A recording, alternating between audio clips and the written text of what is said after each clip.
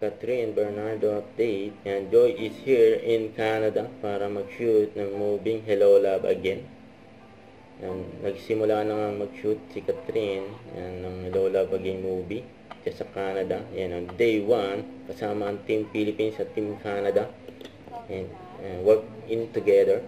And suppose ni Derek Cabi. But you can call me Kat, and I think I'm also very fun to be with.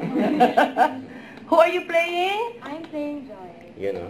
Si Joy. And good luck shooting. And after nila mag-shoot, yan pa nga yung mga food o. Diyan sa shooting ng Hello Love Again, diyan sa Canada. Yan naka Tim Hortons po. Sarap yan o. Ito pa yung mga nakapagpa-picture kay Catherine dyan sa Canada. And good luck. Huwag kalimutan mag-subscribe. Click on notification bell for more update. Ito po ang with your reaction vlog. Bye guys. Thanks for watching.